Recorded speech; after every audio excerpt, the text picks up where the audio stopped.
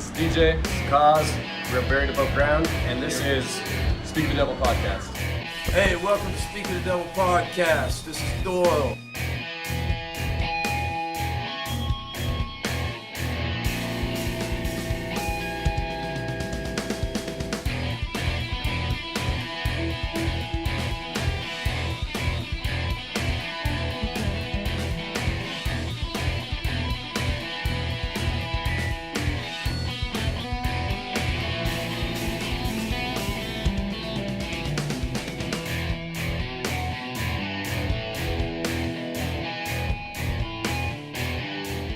Greetings from Podcastville. The Church of What's Happening is brought to you by Devils of America. Nah, I'm just kidding. That's Joey Diaz's podcast. This is the Speak of the Devil podcast that you are watching, episode 22 of. So let's get right into it. We're going to talk music first. The first thing I'd like to talk about is the new Alice in Chains record. It's amazing. Very, very, very, very good. I recommend everybody download it or steal it or just listen to it on YouTube or anything. A few songs I'd like to highlight out of it. Obviously, you know, the track that they're promoting, the one you know is great. Rainier Fog, Drone, So Far Under, and Never Fade. Those are definitely the top of my list for the album. The whole album is great. Maybe a little too great.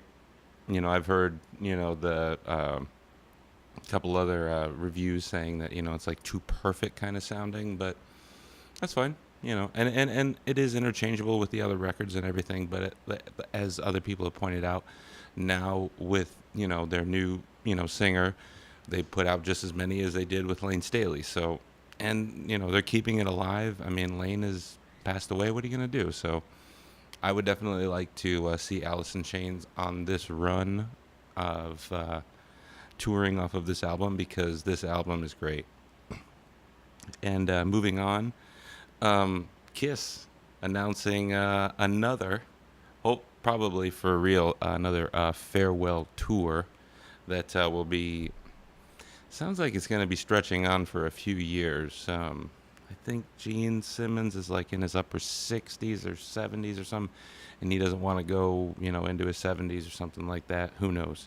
But apparently that is going to happen. I've actually seen them on their Freedom to Rock tour here in Toledo. Easily in top 5, if not top 3 shows, honestly, ever I've seen. I mean, say what you will about them being old and having replacement members and everything, but they're really good, actually. And they make it a point when you go see them to let you know that there's no background singers, there's no tapes playing. Everything that you hear is from those 4 individuals on stage. So at that age, you got to give it up for them. So I guess they're going to be doing the farewell tour over the next 3 years. Maybe it'll come around here and we'll see them. I don't know, but we will find out. I would like to possibly address probably nothing. It's much ado about nothing, but it's funny because on the last podcast that we had just came off of seeing the Rest Repose show, and we put a couple clips up at the end of the podcast, and then a week later their singer was fired for basically bad vocal performances, and I don't know how many vocal performances were captured on tape. Maybe they recorded all of them. I'm sure they did, and they listened every night, so our little video probably had little to do with it. Who knows? But I feel partially responsible because I thought it was great. But apparently they didn't, and Tanner is no longer with Rest Repose, so maybe we'll see them again with, you know, I guess right now they have the bass player singing, but we'll see who they get in the future. So I don't think we were responsible, but it would be interesting if we were, or if we had something to do with it. We'll know. We'll never know.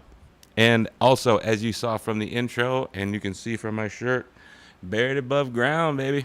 That's who we recently opened for, and with the other group, Harrowsfield, who you can see over the shoulder right here.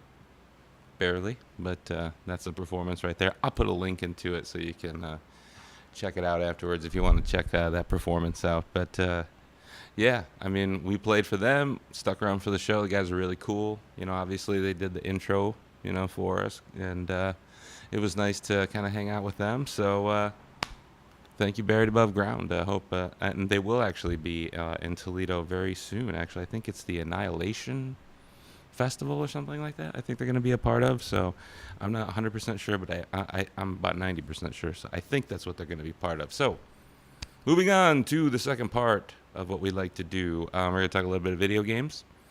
And yesterday, actually, might have been maybe 2 days ago, but I'm pretty sure it was yesterday, Nintendo Switch Online finally launched for $20 a year. This is Nintendo's first ever paid online service.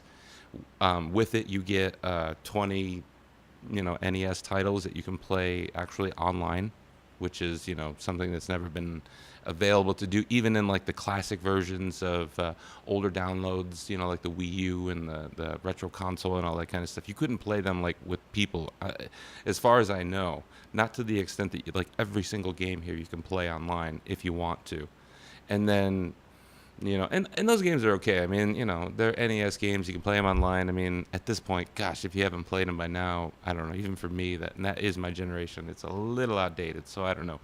What was interesting that also coincided with the launch of Nintendo Switch Online was the Capcom Beat 'em Up collection, which has, I think, 6 or 7 or 8, I'm not even sure how many arcade-perfect Capcom Beat 'em Ups from the arcades, Final Fight, Captain Commando, King of Dragons, and on and on. There's, a whole bunch of more. And again, those are also coinciding with the Nintendo Switch Online launch, so those are all available online. You can play them, worldwide, locally, and with your friends. I've checked it out. It's very fun. And it's drop-in, drop-out co-op, too, so you can just drop into somebody that's playing.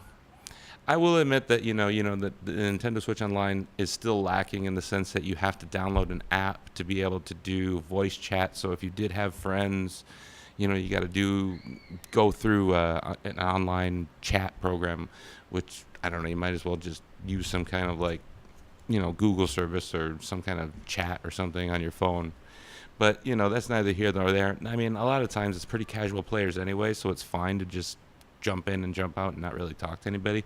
I mean, most people don't talk to that many people online anyway. So there you go. A little bit more news. Doom Eternal will be coming out soon. There was more and more news released on that. It actually also will release on the Switch, which I just finished. Doom on the Switch was, amazing. Obviously not as good graphics and a little bit slower, but very fun nonetheless. And what I am looking forward to is Black Ops 4 Blackout. I think it's going to be the PUBG killer. I mean, right now there's been some betas that have been on PC, and if you pre-order the game, I think there's some limited launch windows on Xbox One and PS4 as well. But it's definitely taking the PUBG concept and putting the layer of graphical fidelity and 60 frames a second, and then also the premier gunplay that Call of Duty has always had. I mean, PUBG is a great concept, but it looks like a PS2 game. Black Ops 4 looks like it's going to be the PUBG killer. Not Fortnite. I've heard a lot of people talk. Fortnite's got its own little kind of magical kid audience. I'm talking PUBG, where PUBG is a very straight military shooter. I think Blackout has the opportunity to take that over. So, video games and music are now out of the way. We will end with our a little bit of wrestling news. So, actually, it's been a while, and when last we left you, it was Money in the Bank, and obviously there's been a few pay-per-views since then. But most notably, what will be interesting is that at SummerSlam, Finn Balor did come back as the Demon and absolutely destroyed, just wrecked in 2 minutes. Established his dominance and proved that he is actually a very viable member of the Raw team. And then recently at Hell in the Cell, you have this match where you're hoping to see a winner, and then all of a sudden Brock Lesnar comes back, who is supposedly leaving for the UFC. He's back. He kicks the door down, literally kicks it open, goes in there, wrecks both people so bad that the match just ended. They didn't even, nobody won. He knocked them out so bad that there was Just nobody won. So that was the end of Hell in a Cell, which was very interesting. And then finally, the rumor mill is twirling around the fact that Shawn Michaels might come out of retirement for one more match. Possibly, and I'm hoping against The Undertaker. I don't really want it to be Triple H. I know that's who he wants to face. I think it would be better to do Undertaker. Maybe even win. Who knows? But that might happen. Maybe I think Australia, he's probably going to be a referee. And the recently announced Saudi Arabia that they're going back to again. Maybe he'll come back for that one and wrestle. But who knows? We shall see, and we will talk about that on the next Speak of the Devil podcast.